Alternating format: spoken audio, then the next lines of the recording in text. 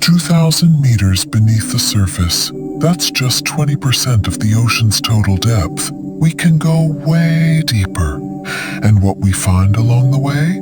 It's nothing short of unbelievable. At 2,000 meters, or 2 kilometers, you'd expect total darkness. No sunlight reaches here. And yet, you start seeing tiny lights glowing in the black. That's because we've just entered the bioluminescent zone, where almost 90% of sea life glows in the dark just to survive. One of the creatures here? A small, terrifying thing known as the abyssal dragonfish. But its teeth? 5 times sharper than a piranha's. Now let's drop down to 3,800 meters. This place is legendary because it holds the wreck of the Titanic. Yes, the real one, lying silent and broken nearly 4,000 meters deep. Keep going. We reach 5,000 meters and officially enter the abyss zone.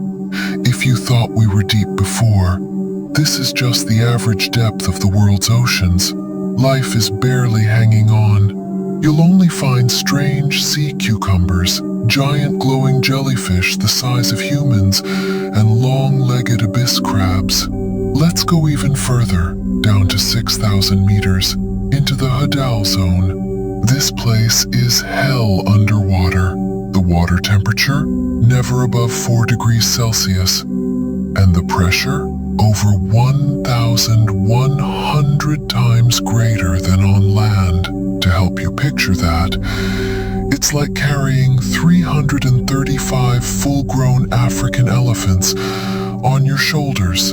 Yeah, that heavy. But now let's flip the view. From the deepest point on Earth to the highest, Mount Everest, standing tall at 8,848 meters, the tallest thing we've got. And yet, Everest could fit inside some of the trenches in the ocean and still wouldn't reach the bottom. Because in 2012, director James Cameron took a solo dive down to 10,898 meters. He stayed there for 3 hours. He described it as a lunar desert. No life, no movement. Just the sound of his sub creaking under pressure. And get this, back in 1960, 2 men went even deeper. They reached 10,960 meters. That's nearly 11 kilometers straight down. To put that in perspective, that's the same altitude commercial planes fly at, but instead of soaring through clouds, they were sinking into black silence. So next time you jump into the ocean, just remember, you're swimming above a world almost no one has seen. But now, let's leave the water and step into the trees. You take your first step into the Amazon rainforest, and that's just 0.0001% of it. We can go way deeper, and what we find along the way, it's nothing short of terrifying. At just a few kilometers in, you're already out of range from most roads, most rescue, most contact with the outside world. The air thickens, the sky disappears, and the jungle begins to close around you. You'd think it would be peaceful here. Birds, trees, rivers. But it's not. It's alive, and it's watching. This is the territory of the bullet ant. Its sting, described as the most painful in the entire insect kingdom. But you keep going. You reach the mid-jungle layers. Humidity climbs to 90%. Your sweat doesn't evaporate, you just stay wet. Every breath gets heavier, and now you're surrounded by things that can kill you just by being touched. Bright frogs called Philobutes terribilis. Beautiful, silent, lethal. One carries enough venom to kill 10 men, and it doesn't need to bite. Just sitting on your skin is enough. Keep walking. You're deep enough now that light barely reaches the forest floor. You hear sounds, cracks, screeches, branches snapping, but nothing moves. That's how the jaguar hunts. You won't hear it leap. You won't hear it land. Just the crunch of leaves when it's already too late. You push deeper. Now you're in the fog layer. No visibility, no direction, only wet, breathing trees.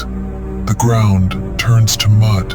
Roots reach like fingers. And this is where people vanish, like Percy Fawcett, a British explorer who walked into the jungle with his son in 1925 and never came out.